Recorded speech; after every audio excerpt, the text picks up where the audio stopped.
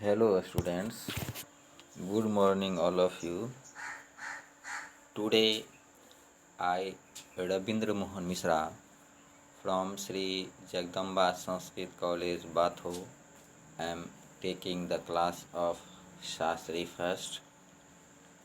We have seen many topics earlier. Today we see P.B. Shelley is a romantic poet. It is very important for our coming examination. Our examination is very near. We learn these topics in better manner. It may be important question for our coming examination. P.V. Shelley full name is Percy V.C. Shelley is one of the most popular English Romantic poets and is regarded as a great lyrical poet in English language. P.B. Shelley, English Romantic poet whose passionate search for personal love and social justice was gradually challenged from overt actions into poems that rank with the greatest in the English language. He was born on 4th of August 1792 in England. Shelley harbored highly radical social political views, setting him against the existing social norms. Therefore, he did not become popular during his lifetime. However, the poetry of Shelley gained better recognition following his death. P.V. Shelley was a close friend of eminent writers and poets, including Lord Byron, who wrote She Walks in Beauty and Don John. Thomas Love Peacock, who wrote an essay dedicated to Shelley, Memoirs of Shelley. Leigh Hunt, who wrote the poem A Story of Rimini, and Mary Shelley, his wife, who was the author of Frankenstein, also pay homage for his dearest husband, P.B. Shelley. In 1811, Shelley eloped with Harriet Westbrook to Edinburgh, but their marriage collapsed soon and he then eloped with Mary Godwin.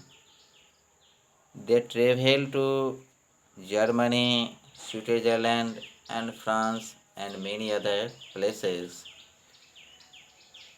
After returning, he wrote many good poems. On their return to England, Shelley wrote Alastor in 1816, a first poem which brought him popularity and recognition. Later on, they went to Italy, where he wrote the sonnet Ozymandias and translated Plato's Symposium on July 1822. Shelley drowned in a sailing boat accident. However, many believe that his death was not accidental, instead, a suicide, because he was disheartened at that time. Thus far, Shelley's literary career had been politically oriented. Queen Maeve, the early poems first published in 1964 as the Isdale Notebook, Lone and Shaitana, and most of his prose works were devoted to for reforming society. And even Alastair, Rosalind, and Helen, and the personal lyrics voiced the concerns of an idealistic reformer who is disappointed or persecuted by an unappreciative society. But in Italy, far from the daily irritations of British politics, Shelley deepened his understanding of art and literature, and unable to reshape the world to conform to his vision, he concentrated on embodying his ideals within his poems.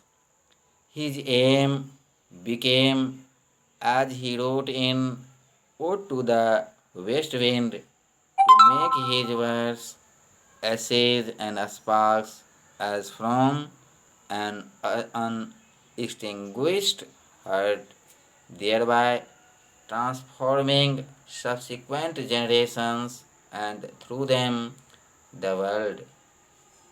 Later, as he became estranged from Mary Shelley, he portrayed even love in terms of aspiration rather than fulfillment. In August 1818, Shelley and Byron again met in Venice. The Shelleys remained there or at Isle through October 1818. During their stay, little Clara Shelley became ill and died. Shelley writes how his visions arising from the beautiful landscape seen from a hill near east had arrived him from despair to hope for the political regeneration of Italy, thus transforming the scene into his lovely poems. Settling next at Rome, Shelley continued another poem, Prometheus Unbound, and outlined the Cenci, a tragedy on the Elizabethan model based on a case of incestuous rape and parricides in 16th century Rome. He completed his work where the Shelley fled in June after their other beloved child, William Shelley, died from malaria. Shelley broke inwardly. He became much more disheartened, but he is completely devoted towards his work. Even so, it is a less notable achievement than Prometheus Unbound, a lyrical drama, which Shelley completed at Florence in the autumn of 1819, near the birth of Percy Florence Shelley. Marriage Mary Shelley's only surviving child. Their memorable characters, classic five-act structure, powerful and language have his main concerns. Prometheus Unbound, which was the keystone of Shelley's poetical achievement, was written after he had been chastened by sad reality, but before he began to fear that he had failed to reach an audience.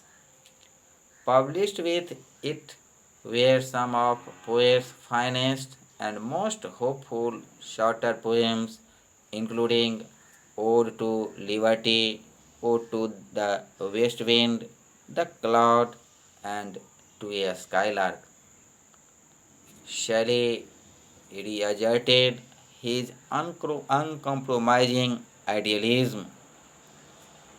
His works eloquently declares that the poet creates human values and imagines the form that shape the social order. Thus, each mind recreates its own private universe, and poets are the unacknowledged legislatures of that world. The verse drama Hellas celebrated the Greek Revolution against Turkish rule and reiterates the political message of Lone and Shantha that the struggle for human liberty can be neither totally defeated nor fully realized, since the ideal is greater than its earthly embodiments. The careful study of Shelley's publications and manuscripts has seen elucidated his deep learning, clear thought, and subtle artistry. Shelley was a passionate idealist and consummate artist who, while developing rational themes within traditional poetic forms, ascribed stretched language to its limits in articulating both personal desire and social altruism. The best known classical poem of Shelley include the Ode to the West Wind, Ozymandias, Music to a Skylark, The Cloud, The Mask of Anarchy, and When Soft Voice Die. There are also other major works which include visionary and long poems like Aleister Queen Maeve, Adonis, The Triumph of Life, and The Revolt of Islam. His visionary poetry drama include Prometheus Unbound and The Shensi.